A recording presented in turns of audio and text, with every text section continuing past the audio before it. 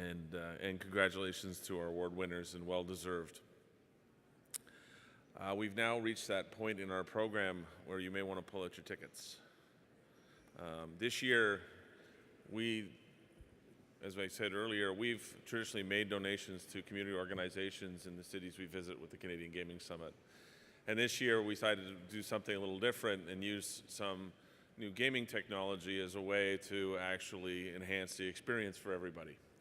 And so with our good folks at Bump 50/50, in conjunction with the great folks at Project Share, we offered a 50/50 draw this year. So I'm going to turn it over to the folks from Bump 50/50, Project Share, and Troy Ross, who will lead us through the draw and talk a little bit about how everything worked through this process and the technology that was used to make it happen. So Troy, everybody, please.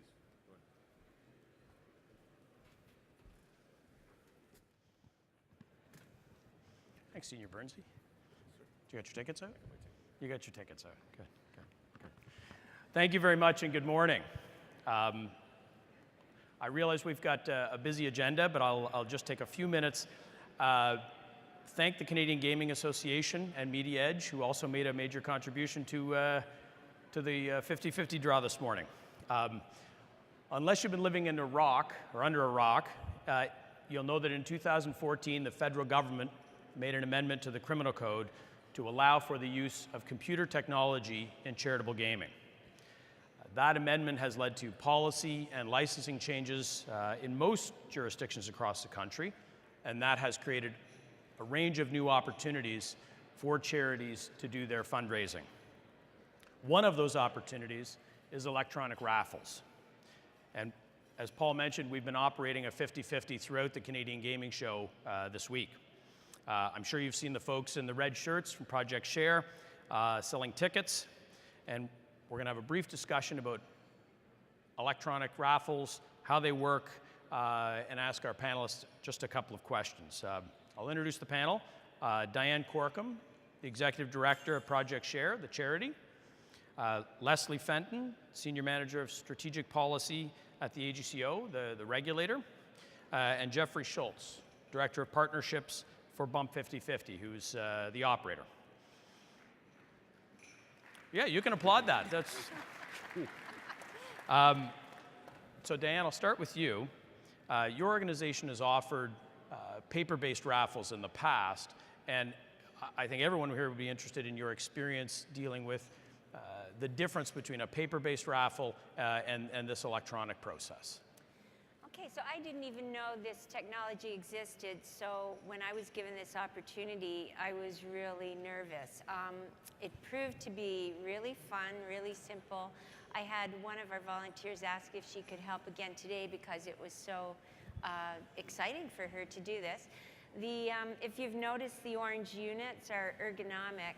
It's as if you're carrying a light bag, so it was very easy for us to carry around.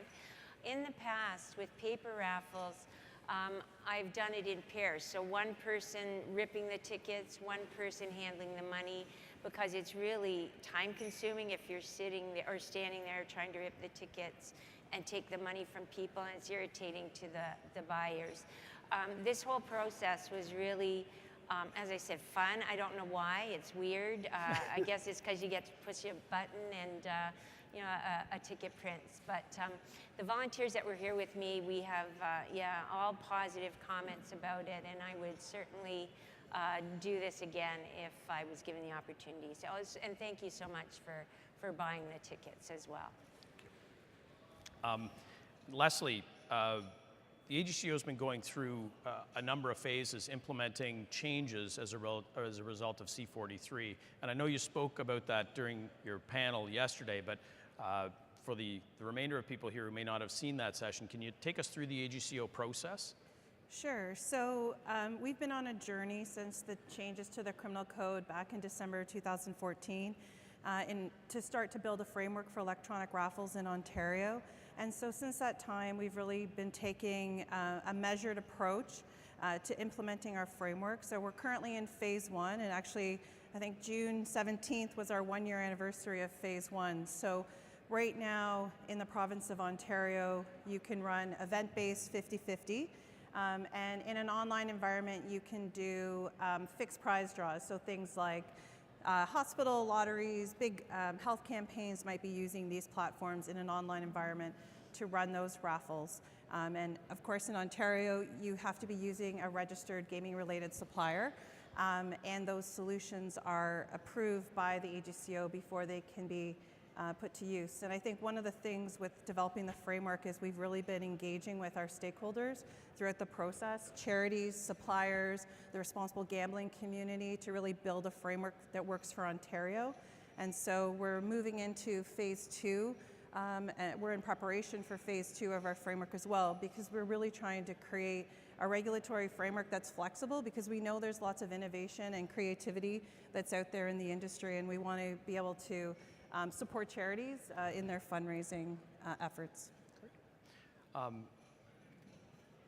Jeff, can you tell us a little bit about BUMP's experience since the change to the criminal code, and how much more money is being generated now for charities, and what some of the feedback has been from your clientele in the marketplace? Yeah, sure. So when the code changed a few years back, what happened is we saw a large increase in nonprofits, sports teams really want to learn about the technology. What's it all about? And what the BUMP technology does is not only help organizations raise a lot more money, but the integrity of a raffle is completely transparent. So you see, right off the bat, exactly what each seller should be selling, how much that seller has. If there's voided tickets, everything is transparent. So when they're, with paper raffle tickets, you're having, you don't know if tickets are missing, where tickets are. With an e-raffle, everything is clear and concise, and you're about to see how a winner is picked. With the help of the AGCO, we made sure our system is completely, compliant and meets the standard that makes it what it is.